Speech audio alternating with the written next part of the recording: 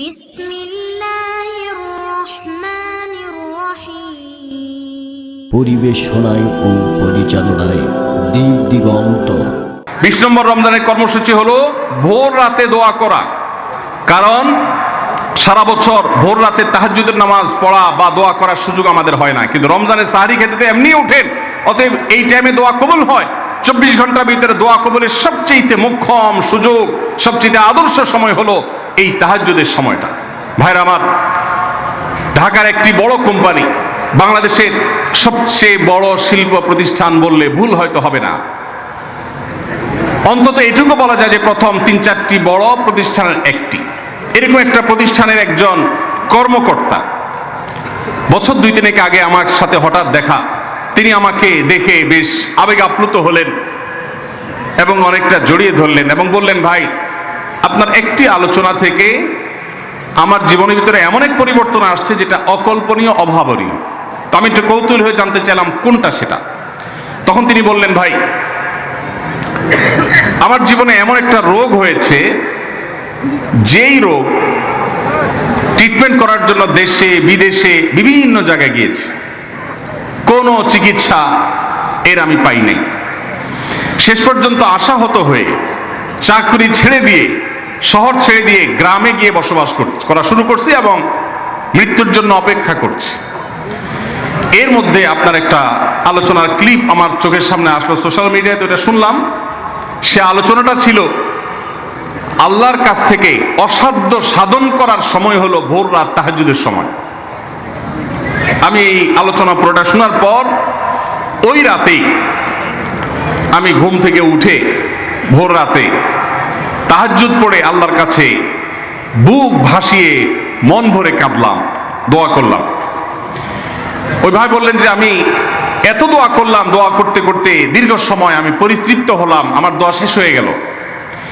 এরপর সময় হয়ে গেছে, আমার ফিল হলো, অনুভব হলো যে আমার শরীরে আর কোনো রোগবালাই এখন মনে হয় নাই।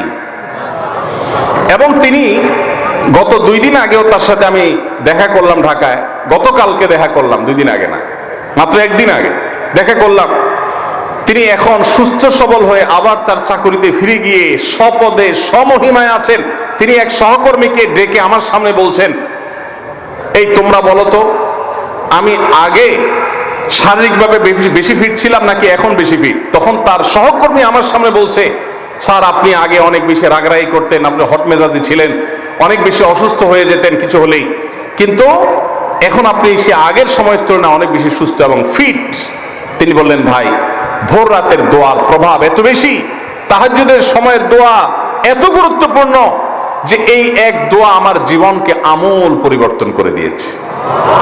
এই জন্য ভাইরা, রমজান মাসে বিশেষ করে যখন তাহাজ্জুদের সময় সাহরি খেতে যখন উঠবেন, সাহরি খাওয়ার পর 10টা মিনিট সময় হাতে রাখেন, বা সাহরি খাওয়ার আগে 10টা মিনিট আগে উঠে ওযু করে 2 রাকাত 4 রাকাত নামাজ পড়ে, বা নামাজ পড়ার সময় না থাকলে অন্তত কেবলামুখী হয়ে 2টা হাত তুলে আল্লাহর কাছে একটু চান।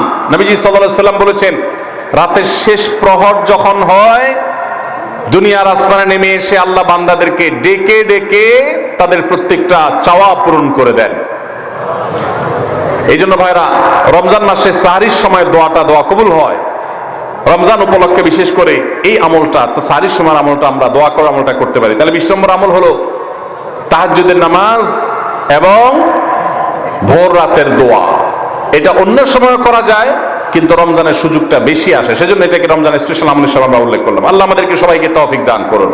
সাহরি খেতে উঠলে একটু দোয়া করবো তো ইনশাআল্লাহ, 2-4 মিনিটের জন্য হলে দোয়া করবো, একাকী নির্জনে আল্লাহর কাছে কেবলামুখী হয়ে। এর চেয়ে বড় দুর্ভাগ্যের বিষয় কি আছে যে আল্লাহ চাওয়ার জন্য ডাকছেন আর আমি অবহেলা করে বসে আছি। ভাইরা আমার, 5 ওয়াক্ত নামাজের জন্য মুয়াজ্জিন আপনাকে ডাকে, কিন্তু ভোর রাতে দোয়া কবুলের জন্য স্বয়ং আল্লাহ আপনাকে ডাকেন।